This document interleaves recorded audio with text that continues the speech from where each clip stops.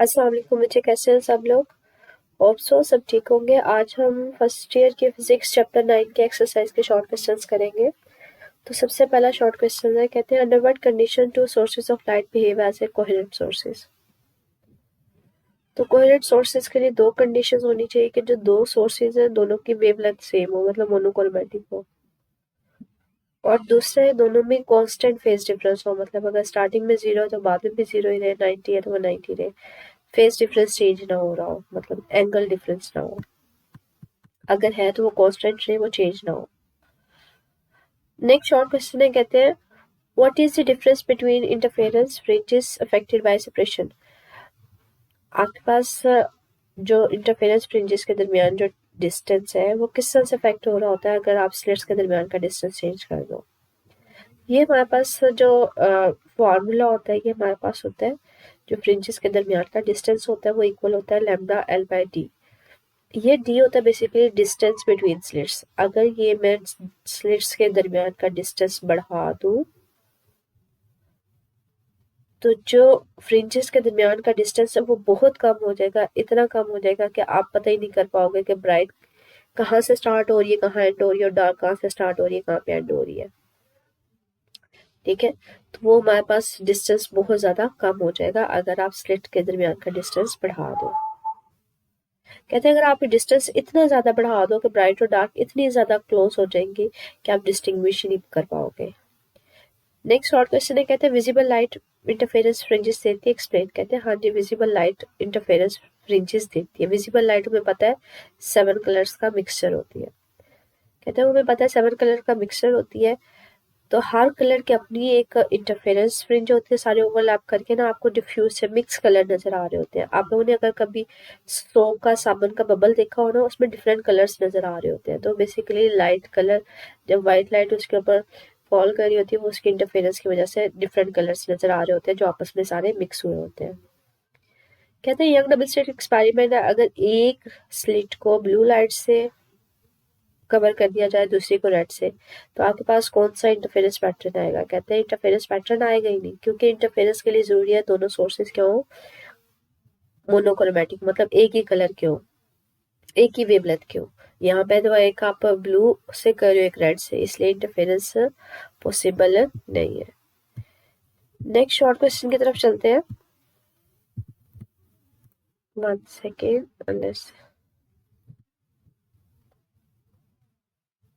Next short question है, कहते हैं हमारे पास एक्सप्लेन करो कि जो यंग डबल स्लिट एक्सपेरिमेंट है ये इंटरफेरेंस को पढ़ने के लिए होता है, स्टडी करता है, या फिर डायफ्रैक्शन को।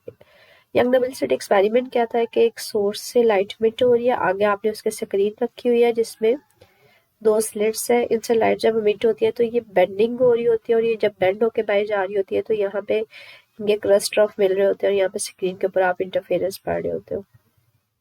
ये जो बेसिकली लाइट का बेंड हो रहा है इसको डायफ्रैक्शन बोलते हैं। और जब ये इनके क्रस्ट ऑफ वगैरह मिलेंगे तो स्क्रीन के ऊपर जो हमारे पास ब्राइट और डार्क फ्रिंजेस बन रही होती है ना, ये जो ब्राइट और डार्क बन रही है इनको इंटरफेरेंस कहते हैं। कहते हैं यंग डबल एक्सपेरिमेंट हो में दोनों हो काम में हो रहे होते हैं, लाइट की बेंडिंग भी हो रही होती है, मतलब डायफ्रैक्शन भी हो रही होती है, इंटरफेरेंस भी हो रही होती है। लेकिन हम जो स्टडी कर रहे होते हैं, हम लोग क्या कर रहे होते हैं, इन ब्राइट और डार्क फ्रिंजेस को, मतलब इंटरफेरेंस को स्टडी कर रहे होते हैं। ठीक है, आगे कहते हैं ऑयल फिल्म जो होती है ना हमारे पास स्प्रेडिंग करके वो फुटपाथ के ऊपर स्प्रेड हुई हुई है, एक ऑयल का ड्रॉप स्प्रेड हुआ हुआ है, तो एक्सप्लेन करें कि उसका क्या होगा। ठीक है, जो कलर्स हमें नजर आ रहे होते हैं, अगर आपका ऑयल का ड्रॉप कोई सड़क पे गिर जाए तो वहां पे ना डिफरेंट कलर्स नजर आ रहे होते हैं। कहते हैं ऐसा क्यों होता है। कहते हैं आपने एक टॉपिक पढ़ा था इंटरफेरेंस थ्रू थिन फिल्म, तो यहाँ पे ये कह रहे हैं इंटरफेरेंस ही हो रही होती है लाइट वेव्स की, कि जब उस ड्रॉप के ऊपर लाइट वेव फॉल करती है तो उसकी इंटरफेरेंस हो रही होती है। एक्सप्लेनेशन वो यही बात कर रहा है कि ऑयल फिल्म जो होती है ना वो किसके तौर पे बिहेव कर रही होती है, थिन फिल्म। ये थिन फिल्म का टॉपिक में जो डायग्राम थी ना, ये हमने सपोज किया था कि अगर ये थिन फिल्म में जब लाइट फॉल करती है तो कुछ जो है अपर सरफेस से उसका पार्ट रिफ्लेक्ट हो जाता है, कुछ इसके अंदर से बॉटम से रिफ्लेक्ट होता है। जब यहाँ पे दोनों मिलते हैं तो यहाँ पे आपके पास सुपर इम्पोज करके वो इंटरफेरेंस दे देते हैं। तो वो यहाँ पे यही बात कर रहे हैं कि कुछ पार्ट जो अपर सरफेस से रिफ्लेक्ट होगा, कुछ लोअर सरफेस से, और जब वो दोनों मिलेंगे तो वहां पे इंटरफेरेंस आ जाएगी। कहते हैं could you obtain Newton rings with transmitted light के थ्रू आप न्यूटन रिंग्स ले सकते हो। अगर ले सकते हो तो पैटर्न किस तरह से डिफरेंट होगा रिफ्लेक्टेड लाइट से। ये हमारे पास न्यूटन रिंग्स था कि जिसमें एक सोर्स था, जब उसमें से लाइट निकलती है आप इस लेंस के थ्रू उसको फोकस करवाते हो। यहाँ पे एक ग्लास प्लेट होती है जो पार्शली तो रिफ्लेक्ट करवा देती है, पार्शली ट्रांसमिट करवा देती है। जब ये ट्रांसमिट होकर ऊपर जाती है तो आपके पास यहाँ पे इंटरफेरेंस आता है। अब मतलब सॉरी, रिफ्लेक्ट होके ऊपर जाती है तो यहाँ पे इंटरफेरेंस आ जाता है। कहते हैं ऐसा पॉसिबल है कि आप ट्रांसमिटेड का मतलब है ये जो लाइट है ये इसके अंदर से गुजर के ये नीचे बॉटम पे आ जाए, मतलब यहाँ पे रिफ्लेक्ट ना हो बल्कि ये जो लाइट नीचे आ रही है वो इस ग्लास प्लेट में से रिफ्लेक्ट करके नीचे आ जाए, और ये भी हमारे पास क्या हो, ग्लास प्लेट में से रिफ्लेक्ट होके नीचे आ जाए। तो आप बताओ ये जो हमारे पास नीचे वेव्स दोनों आ रही हैं जब वो सुपर इम्पोज करेंगे तो इंटरफेरेंस आएगी। कहते हैं हाँ जी आएगी। अगर ये दोनों ऊपर जाकर रिफ्लेक्ट होके यहाँ पे इंटरफेरेंस दे रही है तो अगर ये ट्रांसमिट हो जाएंगी, मतलब इसमें से पास ऑन करेंगे नीचे, अब ये दोनों वेव्स इंटरफेयर करेंगे तब भी इंटरफेरेंस पैटर्न आएगा। आप क्या करें, माइक्रोस्कोप यहाँ पे प्लेस कर दें। कहते हैं सिर्फ और सिर्फ फर्क ये आएगा कि ये जब ये रिफ्लेक्ट होकर ऊपर से आती है ना बच्चे, तब हमारे पास फेज शिफ्ट आ रहा होता है 180 का। कहते हैं लेकिन अगर ये ट्रांसमिट होके आप नीचे यहाँ पे प्लेस कर दोगे ना माइक्रोस्कोप, तो अब आपके पास फेज शिफ्ट नहीं आएगा। ठीक है, तो जहाँ पे पहले जो आपके पास पैटर्न आया था जहाँ पे डार्क फ्रिंज आएगी वहाँ पे ब्राइट चेंज हो जाएगी, और इस तरह से हमारे पास जो सेंटर होगा न्यूटन रिंग्स का वो ब्राइट होगा। आप जब रिफ्लेक्टेड लाइट यहाँ पे जो पैटर्न ले रहे होते थे ना वहां पे होता था सेंटर हमेशा डार्क होता था, लेकिन अगर ट्रांसमिटेड लाइट के थ्रू यहाँ पे ऑब्टेन करोगे तो 180 का फेज शिफ्ट आएगा। तो हमारे पास जहाँ पे डार्क होगा वहां पे ब्राइट आ जाएगा, मतलब वो सारा कुछ फिनोमिना रिवर्स हो जाएगा। कहते हैं 9.8 in white light spectrum obtained with diffraction creating the third order image of wavelength coincide with the fourth order of image of the second wavelength। Calculate ratio करो उनकी वेवलेंथ की। कहते हैं जो डायफ्रैक्शन ग्रेटिंग का एक क्वेश्चन थी वही होती है D sine theta is equal to L lambda. कहते हैं जो थर्ड ऑर्डर है वो उसकी रेशियो फाइंड आउट करनी है फोर्थ ऑर्डर के साथ। थर्ड ऑर्डर का मतलब है एन की जगह एक दफा 3 लिख दो, सेकंड वेवलेंथ पे एन की जगह 4 लिख दो। अब इन दोनों क्वेश्चन में जो लेफ्ट साइड है वो तो चेंज नहीं हो रही, राइट साइड को इक्वल करवा दो।